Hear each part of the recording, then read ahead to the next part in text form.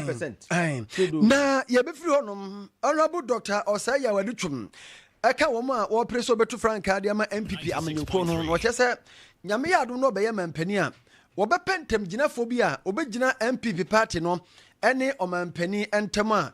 ebema party no ene omampani entem a wo pa na adibia hiom bia no yetima ya momentemo ene mampani abedi akire maami Jane opoku agiman wo de atodwa achem so wo sra nanom ene amanyofo se yema manfo atu abama wo munu se ampa yetu abama mo na mamuo so mama na ben ye pa ni atene ma ase ene so munchiremu ye de bramo empenisi obofo a woni ma boa ya fo ne yatie ne se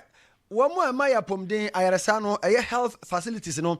bebre etwa wo mu a ekura health insurance card abe ju mu sika boni a emfiri mremu pani bibu afo papa o ma a doctor fo ne woni ene wo ma woni a nurse fo ne amedu afofo a wo mu so sika kamu empanifo mfa ma ye na tamale adaje ni poso ko jabo aye din ye de no so munchiremu eba ensam ne draw so berebe mu aye beko amahodo so nsemu na ho so ye de abremu ne yemfa sedama Lawson Herbal Center the Virgin Doctor yare no atra so achatie bema wo de boss wa na waje mu ema ne mpesa ya manenche echa na den uhia Lawson delay man afi se ebia yare nketenkete mane memenhyem yare ahodom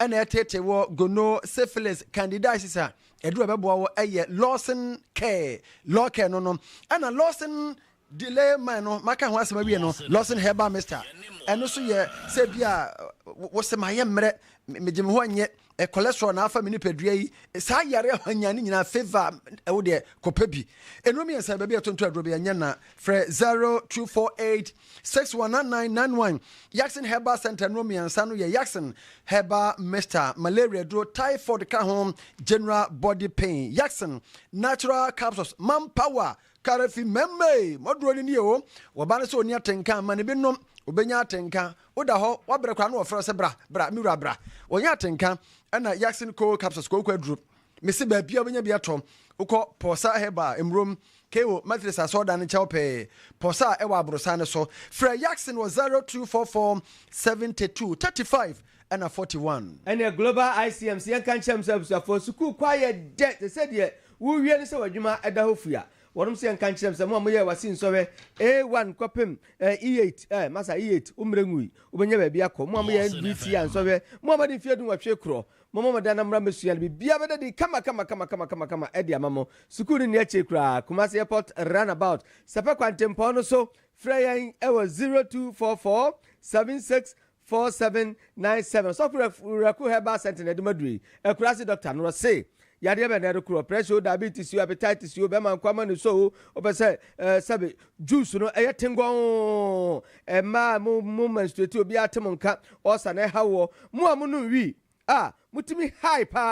na mpese mujaye mu amonom apetese ne eka ho muntimi nyaye cigarette musoro na juda suo munnom akura doctor sebra uja no one time kura yankọ brema be Pentecost auditorium ho mesrawo from 0248672271 abusia yene anwumre yene mode ahia ayame oduafo na na sabere pinaman na na penkrahene chia me menua mosomfo akonoba opokuta kwa femnya bresam no yentu ebo asene cheche mo fine emfamamo yes asia dia yetiasi Ghana mampani His Excellency John Dramani Mahama Nakache United Nations General Assembly ekoso ewo New York we dia toso adi otwe no na akwanya aba na mampani kasa nyamianim ni odi atodwa achem se wo ka kire ni nuan mampanifo a wom ka bie womu amakantin kasa ne ekoso ewo Palestinian for Israel for ntemtitru Gaza mpapreso no enye bia kra se Hamas for na Israel for atanyete wonum se wom na etete wom Hamas for esu enu makọ baabi ate sebe ade hye wom ni boni bia hofo emema enkokora emrewa enkwada ewusa wom ekomode wom emom tehwim se ya hwene no atafre ebise do na shebi ni moto anu mbo gongongogogo esire nuane die wo so wo ka ni pain wo ka ni praying enye prefa se ne yakoso no enye kwa empanimfo nya koduro nka nche Israel for se masa de ekonenye na entawantawa ba nyina no wo musiesi na so yetu afi se ade show ni bani mi afọ na esofa keke nya de yebia yentie Ghana man His Excellency John Dramani Mahama. Madam President, These are dangerous times. Our world is currently experiencing a rise in nationalism and economic instability. There's a general breakdown of multilateralism. Various acts of aggression have been committed against the sovereignty of others, and nations are attempting to circumvent the very safeguards that were put in place to prevent large-scale global conflict. These conditions are all too similar to the ones that led to the League of Nations' failure in fulfilling its mandate. The denial of visas to President Abbas and the Palestinian delegation sets a bad precedent and should be deeply worrying to all member nations of the United Nations. Ghana recognized the state of Palestine in 1988 and supported a two-state solution to the conflict since then. And I say, contrary to the claims of some, a two-state solution would not be a reward for Hamas. It would rather be a reprieve for the hundreds of thousands of innocent women and children and people who are facing collective punishment and forced starvation for no reason other than the fact that they are Palestinian. For nearly 2 years and for the fear of reprisals, we here in this General Assembly have been playing hide and seek with language to find the right words to help us avoid or excuse what we all know is taking place in Gaza. But here's the thing, it doesn't matter what you call it. If it looks like a duck, it swims like a duck, and quacks like a duck, well, then it must be a duck. The crimes in Gaza must stop.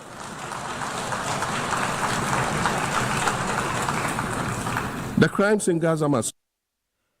stop. For Ghana man His Excellency John Dramani Mahama, ne de bema na nisuo wuro no, cause na nani abere ntin sa asam na woka no nani abere pa asam na hye no ko ne gezegezem krofo edu omo bane kura bi ko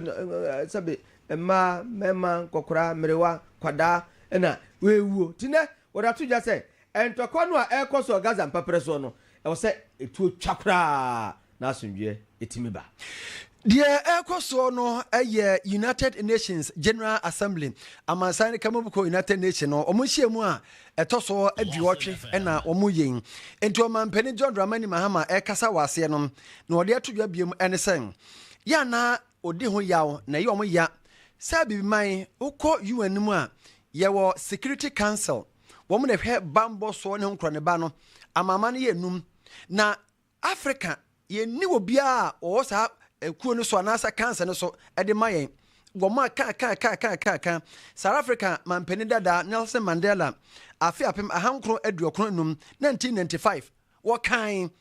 emfie aduasanie wo bon fanya Ford amfanya Gaba enna efri bra ewiase nyina ko etoso mienu eba awieye no enna Security Council no nipa bia wo mu no wo ma memo mutiri so ide ayo mo men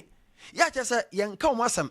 wom kwa na da bia de wom kan e say Victor Authority ye de ama wom enti ye abibifo de asede bambo no sabio ye nimu nyansa ye nimu num de bia enti wura dwom ma say pempe was the pain won fantaso nyina nanum kasada was a United Nations Security Council no Africa yes yokoka ho bi. Madam President, the UN Founding Charter is outdated when it comes to representation in this August Assembly. The most powerful post-World War II nations are still being rewarded with an almost totalitarian guardianship over the rest of the world. And yet, the first sentence in Chapter 2, Article 1 of the UN Charter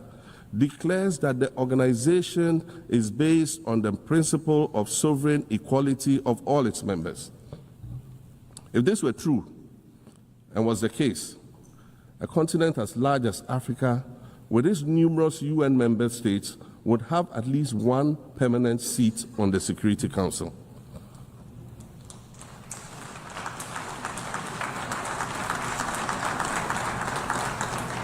Furthermore, we believe that veto power should not be restricted to only 5 nations, nor should it be absolute. There must be a mechanism in this House for the General Assembly to challenge a veto. No single nation should be able to exercise an absolute veto to serve its own interests in a dispute. In 1995, during the 50th anniversary of the United Nations, Nelson Mandela stood in this very spot, and he said, the United Nations has to reassess its role, redefine its profile, and reshape its structures. It should truly reflect the diversity of our universe and ensure equity among the nations in the exercise of power within the system of international relations in general and the Security Council in particular. I close quotations. 30 years later, we African leaders are still making the same simple request for a permanent seat on the Security Council with the power of a veto. So today, Madam President, I stand here in this exact spot and ask the world, if not now, then when? Ebusafo mampani John Dramani Mahama no na yeka amama na ewiase nyina Security Council no womu na America mai ka ho mo ni mo man ka ho na be ka ho China mai ka ho Russia mai ka ho Germany ka ho France ka ho nti wemu na ka se ekon bi koso ba bi a wo ka se mpu na epu yen kokon na ekokon munya ceasefire no mo ceasefire eno no enim no pese yen so akoka ho bi no e bia Ghana na yen so akoka ho na ne ntokwa bi ko ba bi a ceasefire Security Council yen so ya kasa bi na no ne ye ka no na no chiri wo fa kwasire ho weto efa buronya ho wi akrakas e de to dwa sem oba be yo mampani a afekura nya maye no enema wa ye doso ebi ne se yesidi no emu apagya ama won pese omo do sika baga na be bibia enwa no omanya ne da so pa. Sorry, I was sworn in for a second term, which, let me point out, was non-consecutive with my first term. Our currency, the Ghana cedi, was rapidly depreciating, faced with rising inflation, a huge debt burden, and low morale amongst our citizens. My new administration settled down quickly and embarked on an ambitious program of comprehensive transformation designed to restructure Ghana's economic foundation and enhance our competitive standing globally. We refer to this process of recalibration as our reset agenda. In just 8 months, we have achieved significant reduction in inflation from 23.8% in December 2024 to 11.5% in August 2025, restoring price stability for our citizens. Additionally, our currency, the Ghana cedi, has appreciated considerably against other currencies, with Bloomberg reporting it as the best performing currency in the world at one point. Our improved sovereign credit rating reflects increasing investor confidence in our economy. And our 24-hour economy initiative promises to transform our economy. And there's a renewed willingness amongst our people to trust that their elected officials have Ghana's interests at heart and that we're progressing together. Amansan Kabamuko United Nations Wamo General Assembly the atoso aduotwe ase no mampene John Dramani Mahama anyway akotoje ani abusua ye fredi a na ye tiesi mampene abede akire excellency na Jeno Poku Agema na kache na nadwumadi chenchenche bi akoso ewo enkran National Dialogue on Decentralization and Responsive Governance. Na se yamamu no emra mpatem ena afi yamamfo hunu se ampani ne ampa amamu no wo mubu na amanyofo mpanimfo do no akobi ena odi atodwa akirem se wo ka kire nanam ahemfo ena afi amanyofo se sabe tituru amanyofo se to abama wa na no anu no dabida amamfo ogide ne arehemu bi wo mu nti no moto abadema awo ento ba kanifo no oso mu hunu se ampa ye fili yedo kwa ye no oboa yen ukwa oba kan nsam kire yen yehunu de ekoso ne ne ba nanka ye mpatem amamu no nanka tuma ye kama na afa eduru ba bi nso ani abu nkonta akire nkrofo bodu me kwa ye no weni metimi aye na mo wo ha weni metimi aye ebasa na mafo nso ampa sabe aba ye to no ye nya bibi firim na mom ekoban se dasram za tete srama dabi enya de ebo akura yentie Professor Jane Nana Opoku Agema. Ladies and gentlemen, the national dialogue we are commencing today is therefore an opportunity for government, development partners, traditional authorities, civil society, the private sector, and citizens, all of us, to renew our commitment to building a decentralized local governance system that truly serves all of us. The outcomes of the dialogue will guide our policy for the next 5 years. Even more than that, they will redefine how we govern and perceive ourselves as a nation. Government is keen for the lessons and insights to be gained here to be translated into useful reforms and tangible improvements in service delivery for efficiency, inclusivity, and accountability. Let us envision a Ghana where governance is closer to the people, where institutions are responsive,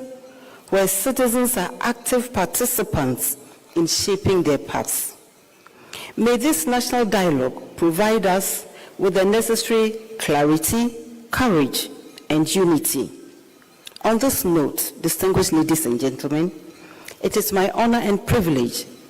to declare the national dialogue on decentralization and responsive governance open. Thank you very much.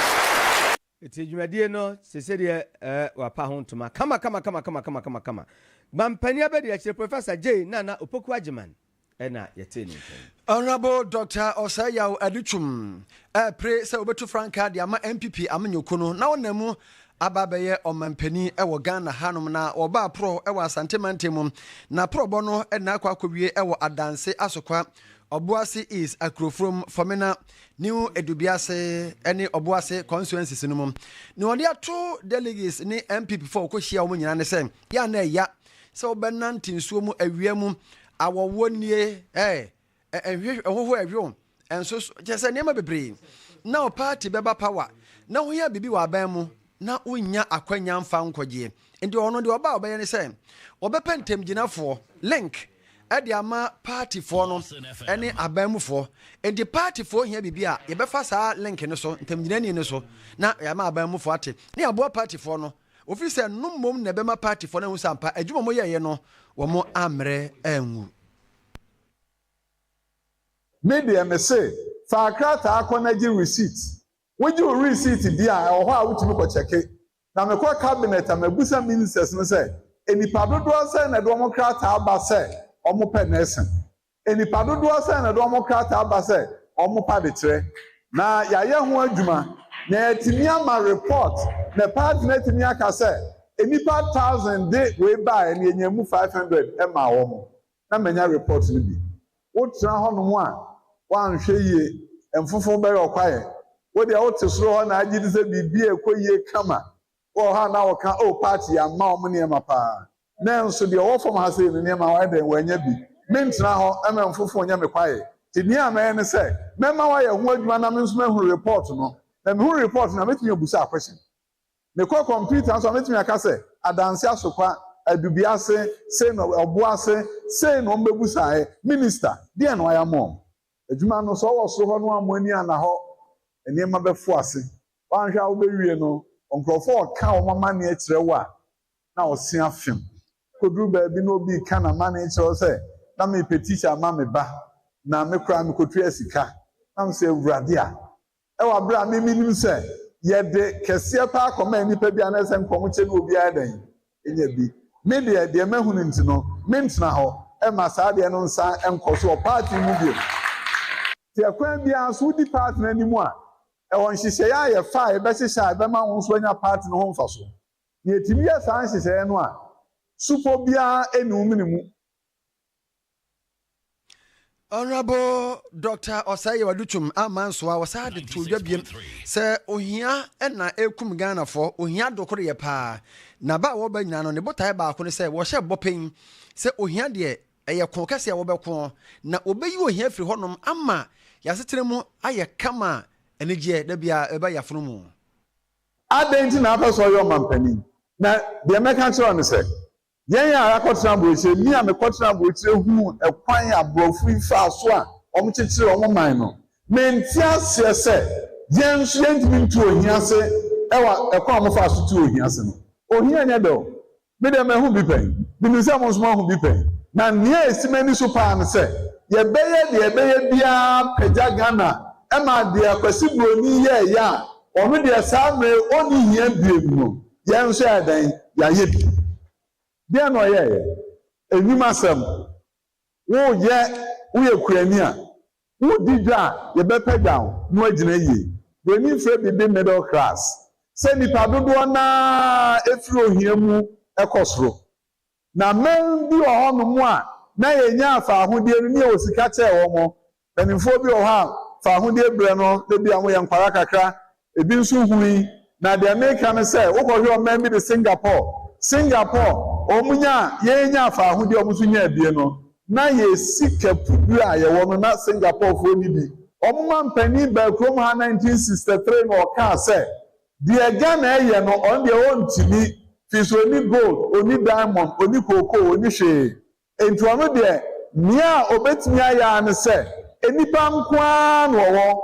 enti enipa ngomasua ɛna ɔbɛma ahia no na ɔmo tete nipa no wie a ɔmo bɛsi factories nipa no bɛyɛ mu adwuma na nam so bɛma ɔmo anya sika fi so ɔmo akɔtɔn ɔmo nneɛma ɛwɔ amanɔne Singapore nhyehyɛeɛ a ɔmo yɛɛyɛ no ɔmo no wɔn abɛtwa yɛn adanti na deɛ Dr. Kwame Nkrumah yɛɛyɛ no osii factories no wɔn nso sii factories ɛyɛ dan na wɔn factories ni gyina ayɛ a wɔn sɛ mfidie akɛse a wɔwi ase nyinaa ɛhɔ na ɛhyehyɛ no. Anu yi a ɛwɔ hɔ a ne sɛ yɛnya akandifoɔ papa bad leaders bad managers of our economy ɛna wɔn abɛtena wɔn mpanin adwa so saa ɛna deɛ Kwame Nkrumah yɛ nyinaa no yɛbɛsɛ no tantantan ɛna yɛtete mu saa na yɛbrɛ saa. Ora do twum na ede nsɛm yɛ to dwa wakasa wo lawyer wakasa papa na nyansa wɔde ɔka yɛ no masa ɛtɔ aso mu ne yɛnya ne sɛ deɛ asɛn kɔma akia kɔ anim Singapore if you read about Singapore lawyer you love them ɛnɛ baabi a yɛ ne nam yɛnya kandifo papa sika die too much abusua yɛmfa awurahuo yi ɛnkɔ twifo mampɔn ɛmfifi mantemu galamsa amena deɛ ɛkeka ka nyinaa abu adehye bi na ato anano wonse do no ebi awu ebi aprepra ye nua na kofi wa amaso na kofi hey eni abema asem na abre wo so esere asem ya de bo aduane so e de na asie yo o hwe asem no se de galamse no eti se yensuo ni yensase na mpo na san hwemu abeda de a kire se ye kontomra ye di nyina galamse poisonous yi bi awurawura mu di anka abeka asem ni asem papa na so owe adehye anase akra wo mahwere wo nkwa de a eno na ema ne yawre hu ni nyina ne so obepie mu otufu mampon eno otufu atimu kwa mensini mu ewo mfimfin mante mu hanom ni nyina nsem rante wa enso maako enso ena galamse amena bi a ebe emfie enum nie ne ekoni nsia China fo bi ebe hye atufu mampon honom na omo eye galamse yi bi wo honom amna wo mutu egu ho na omu gya hokọ ye omu ankata so eno ena emrantie bi omu otufu mampon no so ede ye omu adidibia ene sede omu ejina mu ani anadwo ena brantie sole a na omu akwahyem na sese omu so etu galamse yi bi ana se omu so science ase no ene ensu no na esan se omu kwa wia no a empanifo ebechi wo muti anadwo no omu di sa adwuma no nanu ena enura anadwo ebra amranti yakwa sha amran yi mu no mu gu adwuma so eye ne gidigidi se de bia anadwo omu yi omu kwose ho eye no na abo anadwo be 11 ede ko bo 12 mu honom na enumu ena omu ehun se eye amran na wo mu no asase ebubu ese na tie ni edwidwiri eba no mu ya na safi de ebu ankasa ede gu omu so enti enipa nso na wa amran mu sabre na ye se ombetumrika na omu ede afirimu na ensuo nso a na taya amran mu no enye ensuo tito asan se ba bi omu tu no omu do omu pipe na kwa akwoto river pranum enti efi ni atete bi ombebo bia no na se pranum a na ekwenti ensuo nso ta amran mu na mu nso ayetoro enti e ba se survivor of the fittest wa ho odin no na se watimi apre ade won kwa no emu enan na omu de omu ho ye ha omu timi epie free amran mu na numpo no omu akọ omu totroto omu timi pie free amran mu no na se omu aprepre yi papa emu miensa ede nya de se omutimi epie ye ebra na amana no edwira gu omo so nti bedwiri gu yensa no so a ade de omo ato na nanom e wonsie so na omo bedu anadwo no omo pie fira amana no mo anadwo me nipa nan no omo bedu twifu mampon no e na omo ankasa e ka omo no mu nsem se omo ko galamte site wo ko ye adwuma na amana no edwira gu omo so omo nua no miensa de omo aka amana no nti anadwo no a amrantie na wo twifu mampon no enso ebobo omo ho ado na de asade nanso mutimi organize omo ho edi kromo mpanimfo bi ebe ye ya senka o betimi ayi nipa miensa no nanso omo ye do hwiri bebre omo ntimi enyimu miensa ne mu baako na omo yi no na eho akohia se omo bo eye tufu etimu kwade so police command amane afi DC amane na nadimofo nso amane enti mpanimfo nso te ya eno omo yo arrangement eno omo de excavator ekọ site ho ene awie yi eno omo omode kwotwe nipa mienu aka no omo so se atete no mu no enti nipa miensa ne de omo okina na nan a omo do makoko pie mu otu pra so mo kire a omo ye mu nhwe mu manipa enan nso so aprepra omo gu eye tufu pra so district hospital kwa mo kire na ye de nipa ewufo miensa no kwose ye no the same hospital na nipa enan nso so omo de arahwe bema wadaruma ba bia omo ekosi onkwanhia wei wotu ani na ahwe a eho ye kwaye oho eho nya kwaye eho ye awurem awura eda river na no na ukopie ho a se de wo mo asia ya galamse ni wo ho no ebeburu se me ha mani nka ebeburu be ye 10 case of land isan say China fo bi ne di ka abegiye wode wo mo ji ho nyina na wo mo de excavator be ye aduma no tutu amana ne gu ho mo ankata so enti ebe river pra na no pe na wote so mo di se aduma na wadaruma emrate no mu firi mu ya wo mu fie ne be sensei emrantie no baako emfie a ne papa kuma atwetwe nkomo no ono je se ono wo baako 35 years enti mienu aka no omunyina ne abrantie baako 35 years no ebo etipen enti ombe mfie aduasa between 30 and 35 wona na mienu aka no so omo ebewo rumo baabi a omo koye a wo kasa omo yomo kwa anadwo yi empanimfo hu se anadwo omo kon bi betimasi ana abai na afa no betu hu anamon mese be bosume be 9 ye ekonum me frɛ assembly man a wo twufumampon electoral area ho ebo na mane se enya ne ntie se garamte bi ekoso wo ne mpetem ho okata me se o enya no kre omo apa mo mu nyina firi ho entimi akasem tu anamon ko site wo ko he ampa no mu gu ho ene ebebo twufu atimu kwa DC amane entemu a eno no so organize aprotifo edu omo ko site ho ko sizi omo nyema omo di aduma no transfer machines ne na bi omo di aduma no tu so tu fatimu kwa this assembly na police for ko sizi omo nyema no ekike aduma ko no kura bi enti nyeza mpanimfo hu ma this assembly na ka so mo tu wana mo bi di atwam na esanse eye day time a fere beba ho nti na mrantie wi omo ho anadwo na omo ko ese aduma no ani se wo mu wi omo no na asema koto omo no sabe yo bema na odaruma wo hwe de akire na de befira ba da achi bia na de mu nkire mama ye wai atimia yo yenua nana kofi hwifu mampon fifi mantemu na wode ho nsempa amayi empenese yatempo no de yada so ate anwem yekọ na ye ne ohene akodi nkomo de yate ene se ukọ emrewa ebusafo galamse task force for no akọ na ne yasie de ohene ne betima boye mu ohene majoe ajo yada semira se waje nso wada meburu ne yate no se galamse task force for no abam patem no no mba na de na asie yo panyin me da wase me chia abusuafo nyina ne adofo a omutie de asi nyina ne se ana no pai aja eda sore ye sebe ye kuafo yi ye ho se de ho ka enwura kakra nti ya wa ne ti krum se ye police fo abakuru nim no mo ba ye no o ma gba wura emanfo site omo bokulikuli wam di peak mu ebokulikuli boys ni po anko adwuma na brikinde omo ofie nti omo hu anse police fo mi no timoto so a yeso omo abetwam ewofie ho omo anka hwe afi okọ kromo bedu a ahia asie tututuo tututuo ma nko ka abema baako ama abema no etitoye no ma boys ni nso ani bre age police ni no etuo ki ebe asa no na aja mpanyimfo ye se omunya abotre afi hu anse etuo no ekoso omo abakuro nim atututuo ama etua ka enipa be edu ani akire sisi a mekura no na meni ho me ba etua ka me ba sisi a mene mokasai me wukuma se a mete me ba no ho a me ba ni da emergency pa no panyim te ya na de course no sa na course na ye frɛ MC bisa ne sɛ ɛno ma se na ɛkɔ so MC ka kyerɛ sɛ ada ye di adwuma na wo ka kyerɛ sɛ yenye adwuma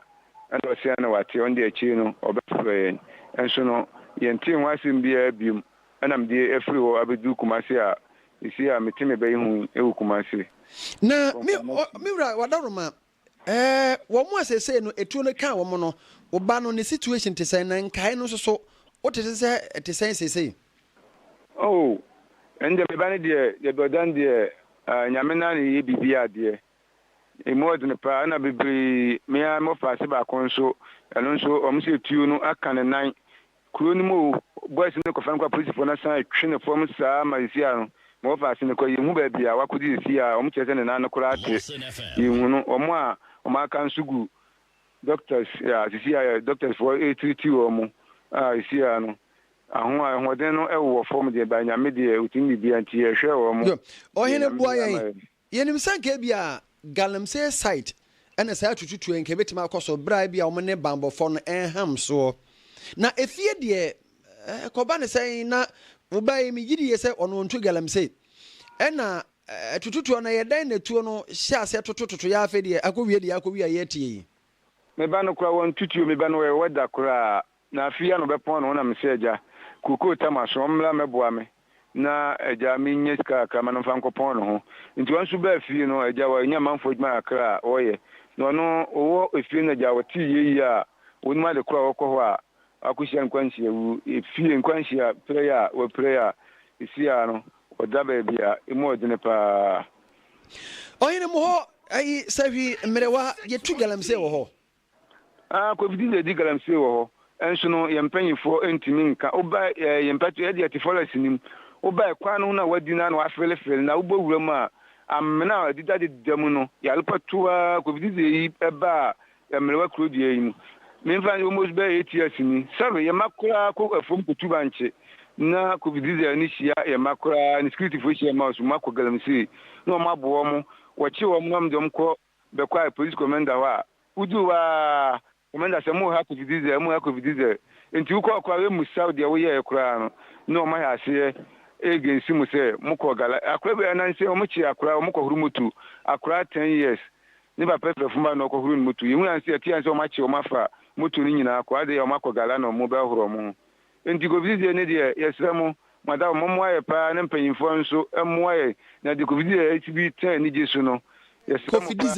easy se nyina kasi de ho jima ena mlo no papa o se friend say coffee diesel mbachan on friend kwantwi okay na coffee diesel ni ndin kwantwi o di galamsey pa na odi se mpanyimfo be ka no kora pa e galamsey wonya mane a o di galamsey pa ana mo so mo kodi bia na ono asa akọ report mbachan obuya ni ana asa akọ report edu war police for na san woni sika otua police for ntino na o ma san buya yefo yebeda sinura me pacho na mpacho na nsen be almost be 1 month ni the same thing the course start tuo omtoto ya ma ye free police car me nsan no mba na dwuno mu na nan mu nyina ye bohia ye hia e ma de chinye no MP ne MC mu nyina ba on police commanders mu nyina ba me ye bodwa o ye community center am ye ka kire am se ye ne obi anya galawa ha ye sere ko bi se nkrofo no mo bobo ye nkro ane tuom tutu kuru mu no ye hwe ya de tu police for na nima police for ni sisi o mo se ma ko bi security for ma kuru mu biem e ma to hwe ampa o mo de wan da yi de police for na aba mo ba tutu a o mo de abobo ye ma ne o fa asema isi ya nti asempa kora na isi a ofu nyina su sa nya boafo bia nti esra mo ye mpine ye msi ye da o mo meboa ye na ye kwande enu de yeso ye betu hana monti ye beda ase ohene odaruma ye sere nyame sa oba no so obesa ne yare amaye ye ko sahwimrewa na asemi asie ye behwe se enche ye bekokro no sesi aye owura ye ne kasa ye de okumase ne ba na tea ne ba no de na ba ote ne ho na wohwe no ntino ye bekokro no mu na ne asie ewo sahwimrewa no yakɔhwɛ sisi aye the current state of sahwimrewa okay eni ye we de ne yakɔ fijai eno no ewo gomua central region asem ne yeken na abeto dwa se bire bi ka ho asem abrantie be so wadi be se fihia aduase na posifo ache no na ne bɔne a waye ne sɛn yenua BKB ewa ahoma no so BK hello BK oh busia yebo yamade se benya BK na ye na bonkomo no da se mu nchirimu amaye abrante ono akwahye baabie kokum dabo de dabo mu jana ye ne dem de bia ye ne ho se akromfo akidnap no den se ka wode anya asem kuma wopekwa adwane ena posifo ahunu a kira asese o akwa oboa eno o makoche no nti BKB odimu nchirimu be maye ye twe no odimu nchirimu amaye na enya maye no ye bekọ kekosogwa eho enna afibia health insurance for ye ho no wo eye stakeholders meeting na ye bekọ BKB ho abansa hello BK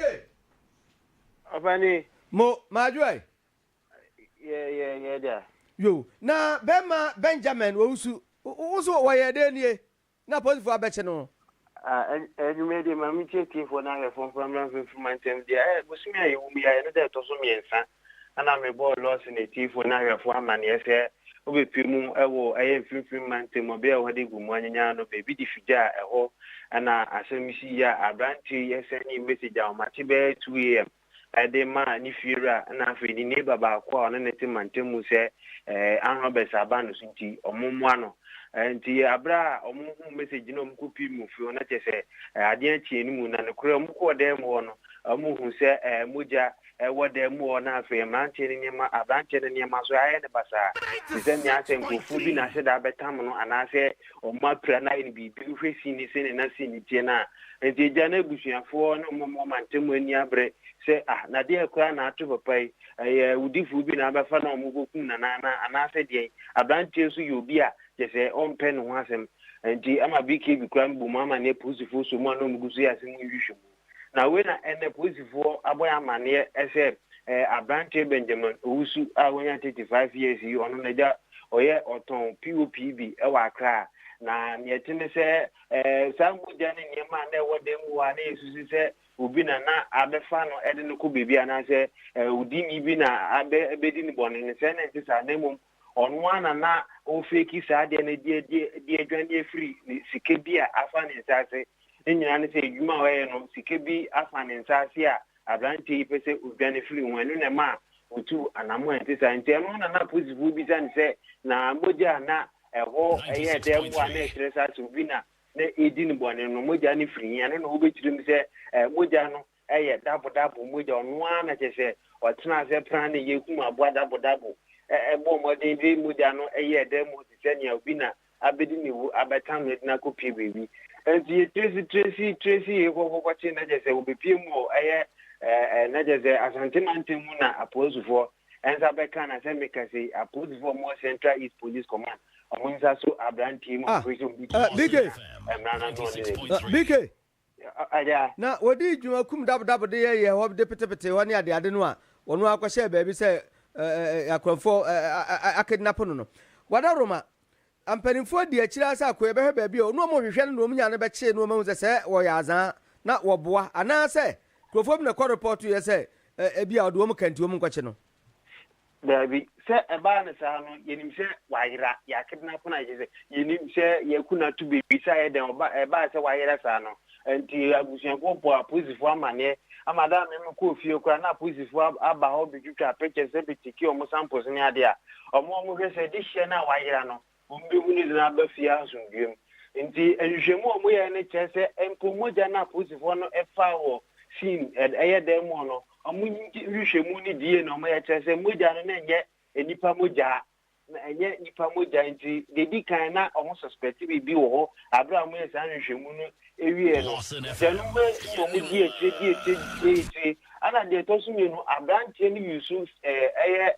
different numbers or se san we no de asem no yi we no de asem no de test amanfo ni ade ni nyina no na aposifo no tracy intenu mu na nsa so nu mu a aposifo bisa ne se die ntinu tu anamo a ti se san se moja kwa na woda mu na nya nipa moja eno bitum ten de ono ana te se hukum dabo ede ni moja aye dem wo sa na te se ode skabi afa ne nsasi wo adwumam aminti ne ma no tu anamo na wo ye adwuma bai Oton POPB POP a okay the dance kama na bishop keshie na je say uma odi hudwuma e wa Accra na waware ya ne wone na yire ne ba na ho na say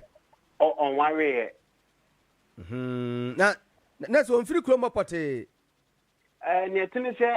manfo man nti dia trim say obeka be 3 years nie na afi ni efikasi aja onu kwa na tim na ja over witness advantage onu no ogomu say okoba bia na chese bia omoba gi bi kura na obi okwa asanka na so okwa asore okwa asanka adwuma ana obekọ fe adwuma ba na chese waba be hye dem ti ekoba se na wayira sa na manfo no chese obi ayam hye ne se na ben die na asako pim se na chese eka bi anafisike bi na afa ne nsa ase na ma onu ankasa tu ana monsa na no so no asako he bibi oho. Hey, BK. They say wa kwodi opposite for some nyasa. Sane kwodi Central East police command no. Some of mu hwese mo ne be kokko ne se so we need ni kopie course ni bubu na na se we akwa tu trouble ango de sanse kana na ka odi anansi ka afa ni sa se se ntimi odwane no. Disi ano no wo ana wasa akofa kidnapping fake one so di account na je se na so be shi papa na dabdabu ru anu so waba ana se wonu andabdabu disi ari ni ze dabu no she da no ko to ru be ru no kum no ana hwie moja nugu robo mi aye se won be fiti dem mu so bi dabu no ko fayo ane de ye ntimi chiri so obi anya complain say dabdabu ayira de na chese bi odi fi na ba na bi yo BK nyamisha de ache na de be firo ba bia na de mu chiri mama e da ache why mate nyamisha bisa fo ye sentwe ni BKB na ye technique wo ba adwuma pa nyamisha no na de ana manugu so America and say National Health Insurance Authority for Cape Coast o ma ye afinhyenhye mu ye friend say annual stakeholders meeting ni bi na ye apomde adwumayefo o ma wo aban de ne ankrankra de both private and public wo nyina ba bi adwemfo by adwuma hema teacherfo UCC for and health insurance adwumayefo na bi bai na ye na be pie ye say apomden adwumayefo a wo na ye yare ye ko hono mo say yare no health facilities no a nurse for ne a doctor for ho any lab technicians no bo mu buya papa twa yabe GS ka enkwa ba mu ekọ mo abotomu na nkomte amwa na hene teye no enna owura Jojo Koi ya wono na ye Central Regional Manager Emma Health Insurance wo bo a doctor for ne nurse for no ene lab technicians ne kokko se mo amoye ye sare mo nyai na se upe achijide pele mo jadodo a ye ne so ne fremu before you move to your facility,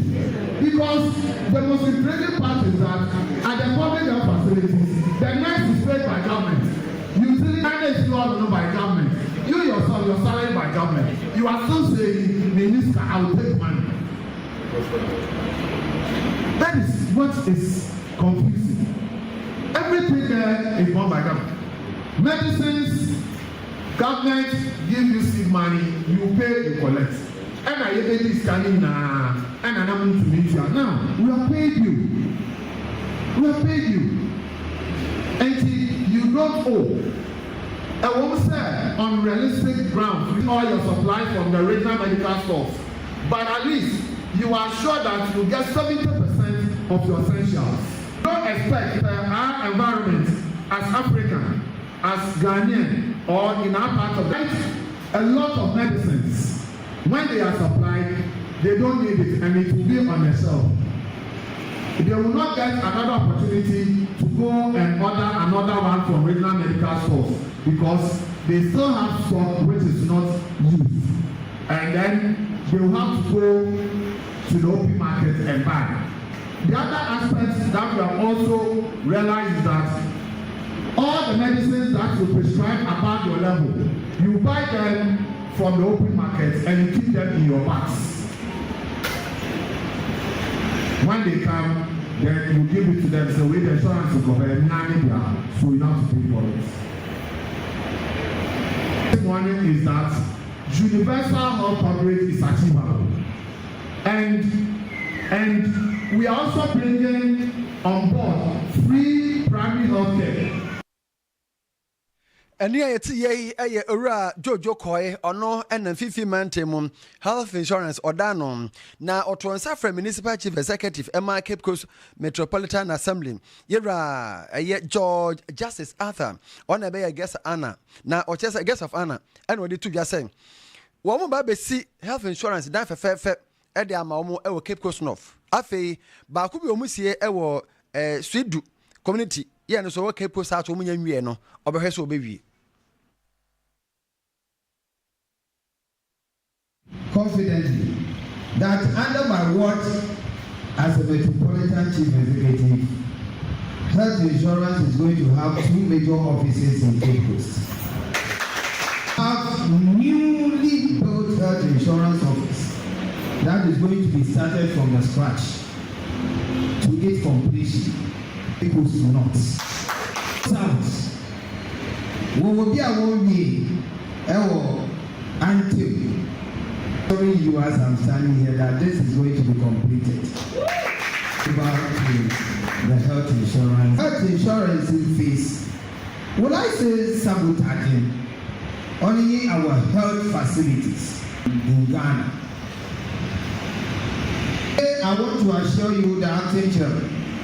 the acting director of health insurance at the regional level, director. Then I will call all the what's BB and Kakam Papa yesterday. So and yeah, it's a Honorable George Justice Arthur or MC Ewo Cape Coast. And yeah, Kotamale. And that's for a midwife for Omo and Yabred and the Coalition of Unpaid Nurses and Midwives of Ghana. Now, so I'm there to judge him. So my Juma.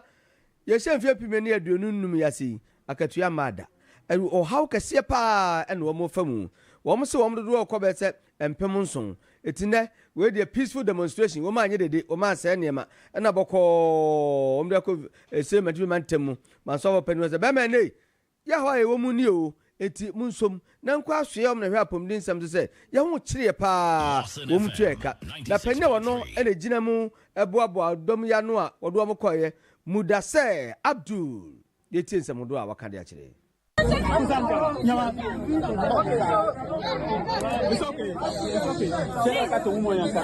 Our colleague who passed away at Confirmation Teaching Hospital because he couldn't afford his medical bills due to unpaid salaries by the government.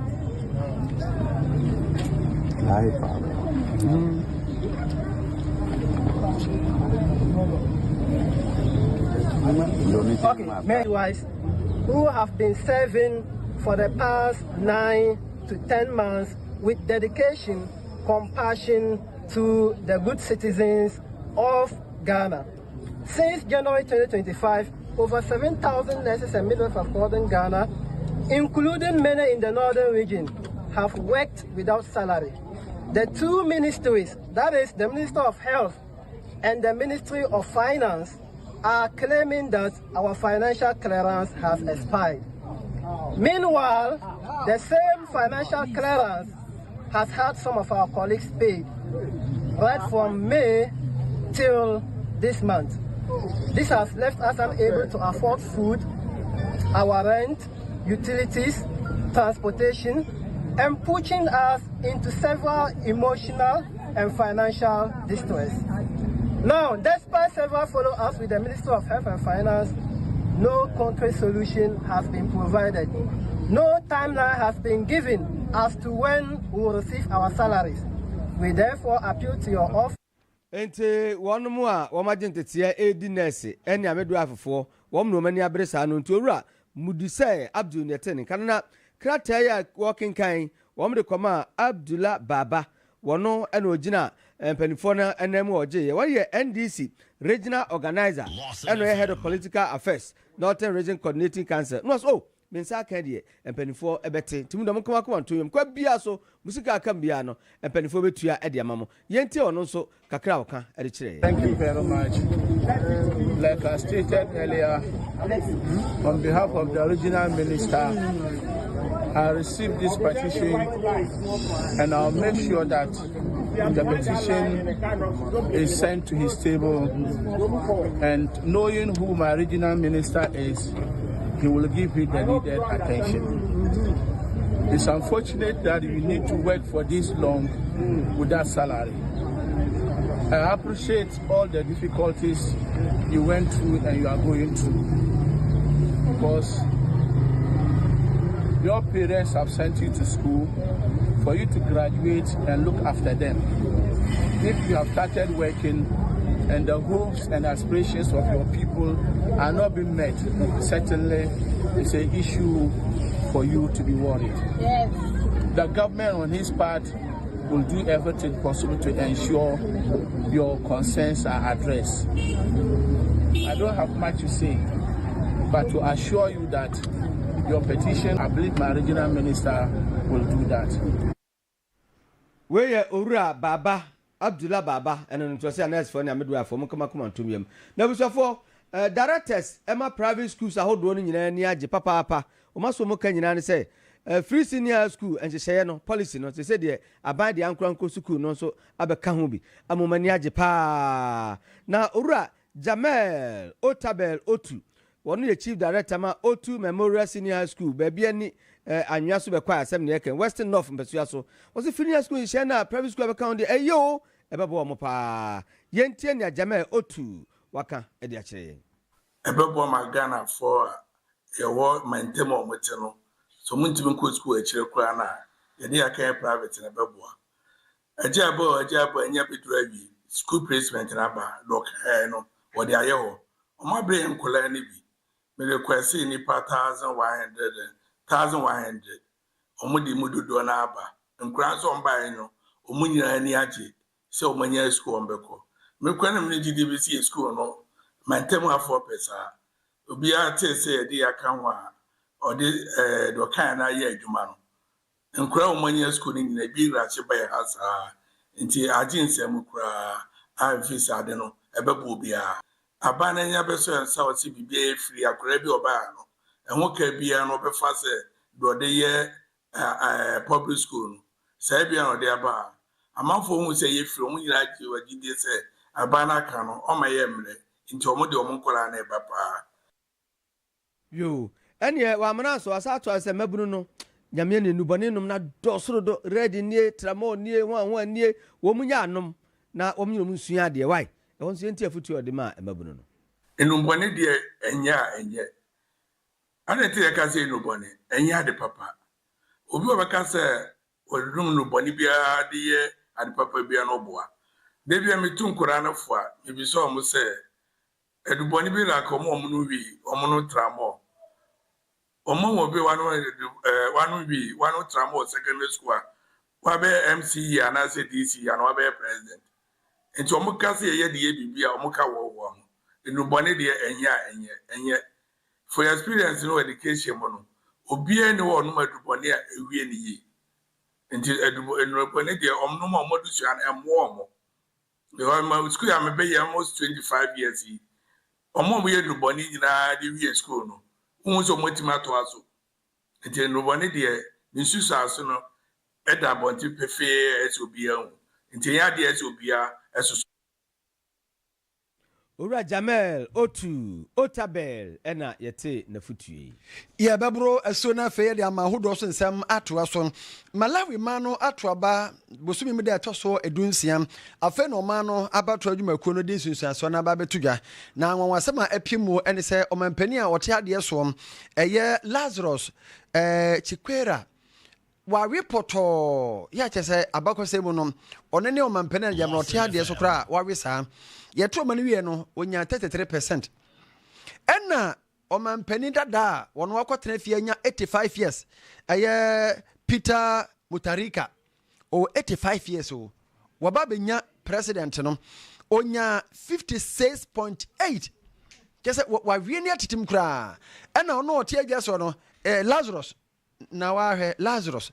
wa konya 33% akoya wonwasam e wo ho no mo che say Malawi so papa ni mo nte say 85 years a mo koto aba mani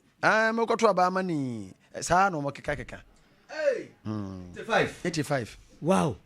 85 Any of us for what doesn't feel say a monk or crowd. A monk or a branch. What as soon as you say 5 and a half 4. We're not just what I Uncle Yaman. Oh, what is on Ariano? That is on Ariano. And a former president when you're 85 years about to an 5 years cover. Tinanado crowd constitution man of Crown covers have a preview. Constitution man of I was afraid that near the Israel, 1 month of a penura, Benjamin Netanyahu. Whereas I said, yeah, a month of scratch, there's a papano. Send your Naman Penny, Ura Mohammed, near Brepa, or can was some said. Gaza and Papa near Coswonia, they did near 4 years, and to Quano 12 channel. A month for the 2 judges, Ura Benjamin Netanyahu, Prime Minister Baya, 1 crano, and penny for one channel.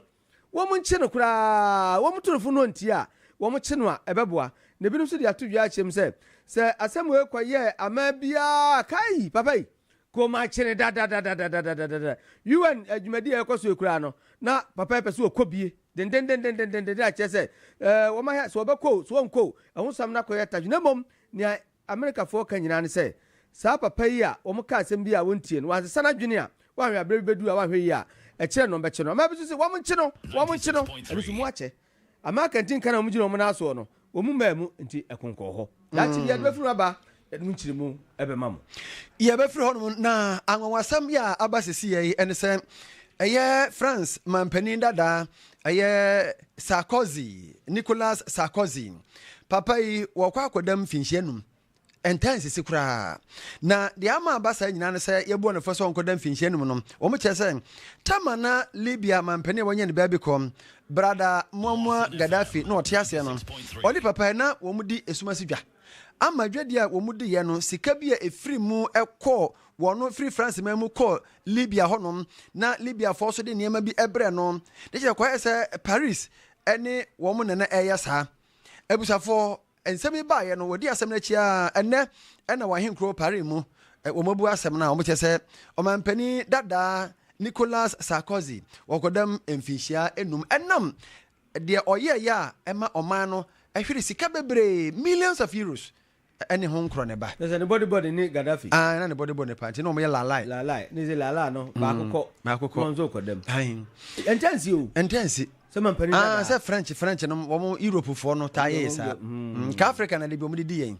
we di esoro wa ye be so bedem ampa okay Jackson Herbal Center ye duro so nko abadwa so monkopa bie wo mo de Jackson Herbal Mr Jackson Natural Capsules Jackson Co Capsules aba yese ba bia obenya bia to etufo obekọ Posa Herbal emrum ke wo metris asoda ne nche pe abrusa ne so mo frɛ 0244 72 35 41 Lawson Herbal Center the Virgin Doctor enu miensa Lawson Herbal Mr eno ya papa se onya bia beboa wo Lawson delay man manin delay mema na nyina so Lawke Mr eno de se gono selfless adropa no ba pia benya bia to 0248619999 okọ Posa Herbal murumu a enye na ani asafo rakwa se Dr. Neo osebra ya de bia kuruwa bia nundro so atrapetim na udwani ekire Posa obenya bi sanso no se nka kire se bia to no bia enye na Bremai Obependico auditorium okọ no hwew frɛ no 0248672271 Global CM se mbra na musua de hwe ubi esukuru no a wadwuma ne da ho no pese kwa amana ne kwato aso so a eye simple kra frɛ won 0244764797 ye nsɛmfo ne apawo ahe mensa aburampa sisters Eshon Kakraba Asoroba ne Bretuoba Antonia Misa Kekensia Woman Linda Nana Mahama Bridget Jessica Aida Omnyina ebeboa yen ene awodan yemfama yenuena yen sorry owura Asare aye regional cash and carry manager Foreign Ghana Limited Kumasi no ene na woda efri Desmond Kojo Fosu ena ose ye wo hye no ai ena na asa so ka ho bi enti ye da o ma se manitiri nkwa me di odua fo na na asa